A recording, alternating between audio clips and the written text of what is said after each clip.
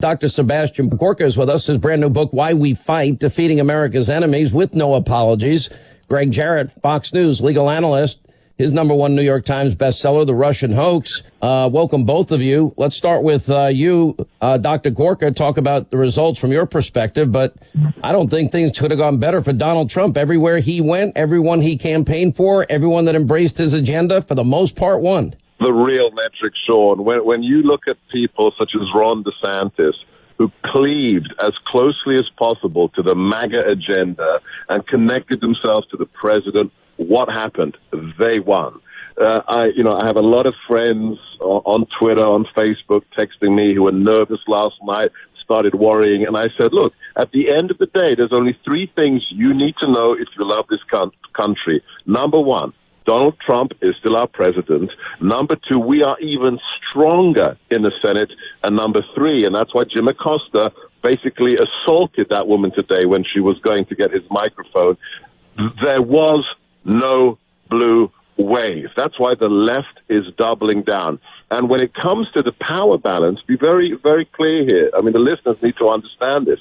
Yes, the House has the appropriations capacity. I get it. But when it comes to the truly important, really long-term cultural things, such as federal appointments to the bench, such as the Supreme Court, such as ambassadorial appointments, guess who controls that? It's the Senate, and we are even stronger. So, as your show opens with, don't lose faith. May your heart be not be troubled. And we had a superb night last night.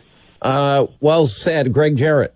Yeah, I agree with Dr. Gorka, but there's something else at play here. Here come the crazies. Nancy Pelosi is Speaker, Maxine Waters, Adam Schiff, Elijah Cummings, Jerry Nadler, all in leadership roles in the House. And the argument is that this is actually, to some extent, a gift to Donald Trump. These are all of the individuals who will undertake the kinds of investigations that will absolutely turn off Americans. Schiff will be head of the Intel Committee. He's going to do a shadow Russia collusion investigation. He already said he's accusing the president of a money laundering scheme with Russia, and he's going to investigate. Jerry Nadler likely wants to investigate Brett Kavanaugh, and we know how that went for Democrats.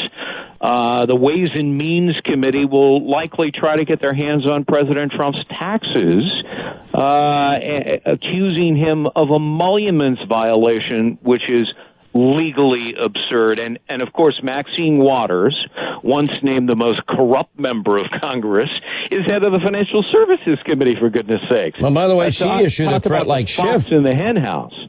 Well, she issued a threat, so we're going to do to you what you did to us. I don't know what the hell that means, to be honest. I will be the first African-American, the first woman to chair the powerful Financial Services Committee. That's all of Wall Street.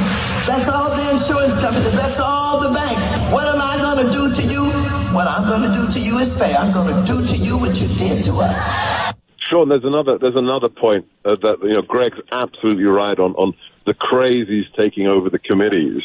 But there's the issue of all the people who were supposed to be the fresh, young faces of the Democrat Party, whether it's Gillum, whether it's Beto. What happened to them, Sean? They're dust. The President of the United States was very, very happy. The MAGA agenda is still on the rails, and it's going to be for another 6 years, Sean. I would argue it's not only on the rails, it's stronger than it's ever been. I mean, all right, got to take a quick break. We'll come back more with Dr. Sebastian Gorka, more with Greg Jarrett. All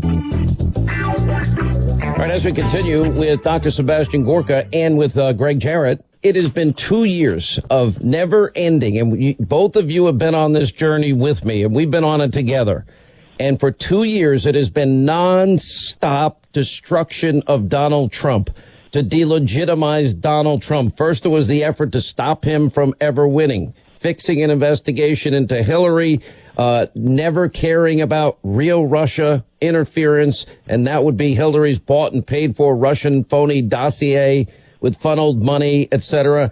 Then what we have is the bulk of information of her bought and paid for dossier used to commit a fraud on 4 separate FISA courts, never telling them she paid for it, never telling them it's not verified, never telling them it's not corroborated.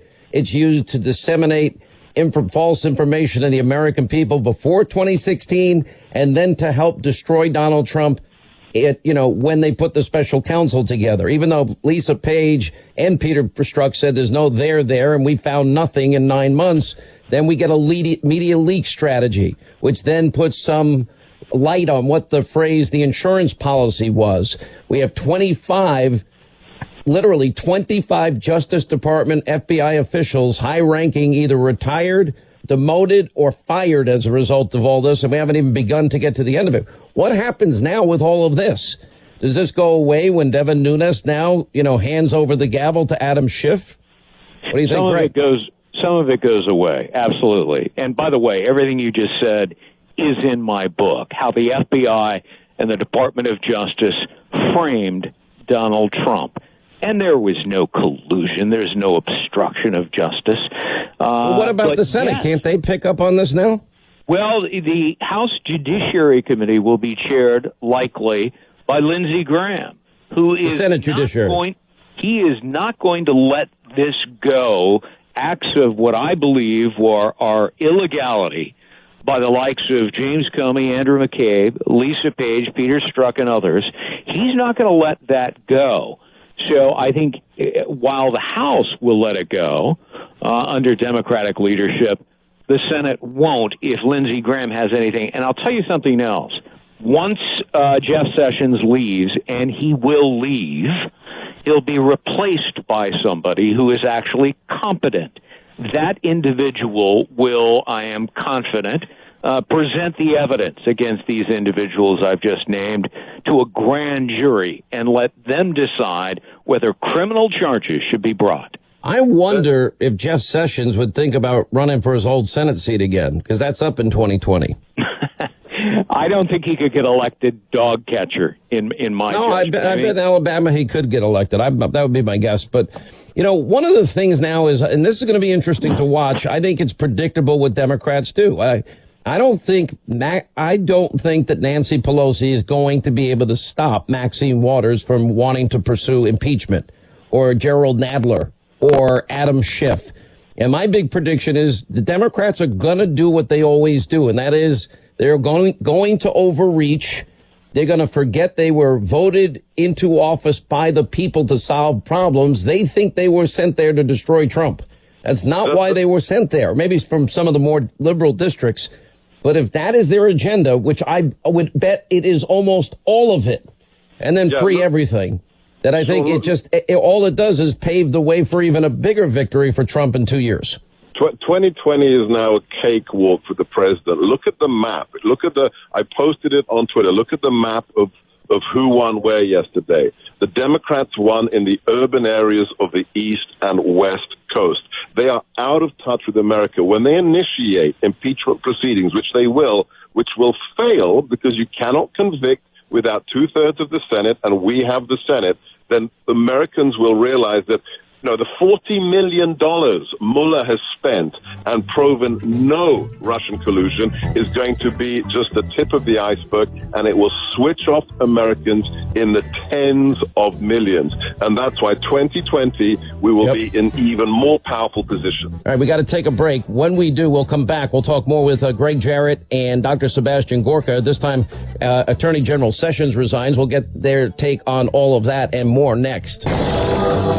All right, we've been talking all day, the election results. Other big news today, the Attorney General Jeff Sessions resigning after the GOP has the huge pickup in the midterms for the United States Senate. I cannot emphasize how big this was yesterday and how this history rarely happens and how it was on the back of Donald Trump and his hard campaigning that really made all the difference. Anyway, so we continue with Greg Jarrett, author of the Russia hoax, and also with us, Dr. Sebastian Gorka, we've been talking to about the election. We're keeping these guys over because we got to stay with this. And Dr. Gorka's new book, by the way, is Why We Fight, Defeating America's Enemies with No Apologies. All right, Greg Jarrett, it's something you've hoped for, you've prayed for, you've wanted, you thought should have happened a long time ago. Let's go through what this means. We'll have basically the same acting attorney general, and that would be Rod Rosenstein in the meantime. That's right, although there is some word that his chief of staff, Jeff Sessions' chief of staff, will take over the attorney general position temporarily, or at least that role, which is interesting because that would mean there's no longer any conflict of interest, which means that Jeff Sessions, since he's not there, Rod Rosenstein need not be any longer in charge of the Robert Mueller investigation, if it is indeed the chief of staff of Sessions who's taking over the role temporarily. Would that mean that Rod Rosenstein would have to then defer to who the acting attorney general is? That's correct. It would. And in fact, Rosenstein would no longer be Bob Mueller's boss, and that the report that Mueller is preparing would not go to Rosenstein, but rather the acting attorney general. So that changes the entire dynamics of what will happen. And, obviously the president will nominate somebody to replace Sessions on a permanent basis.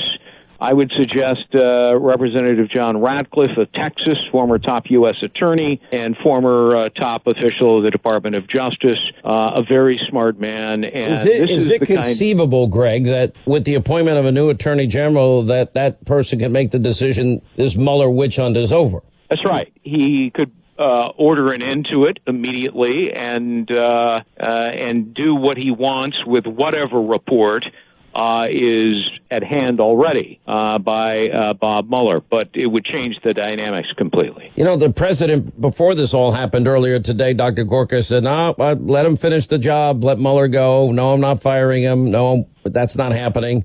There's been a lot of talk of some shakeups. It doesn't seem likely that the president asked him to resign. We know the relationship between the two of them has not been good almost from the beginning. He gets confirmed and then he recuses himself from the biggest case, that he should have been handling. If he had such reservations, he never should have taken the job. That's my point of view. I also feel that he's been somewhat paralyzed in terms of making decisions about people and crimes that we know are committed that are being ignored and seemingly not investigated. This is incredible news. So Greg's absolutely right. So the new AG, when he comes in, will be the equivalent of a new CEO. He gets to make the key decisions. The DOJ was the most corrupted agency of the Obama administration, along with the FBI and the CIA. This individual has to be a real hardcore law and order individual. Somebody of the ilk and the standing of Judge Jeanine, our colleague. But this is where the rubber meets the road on can we drain the swamp. I'll tell you a personal story. I said I'd never speak ill of members of the Trump administration while they're serving. The Attorney General has resigned.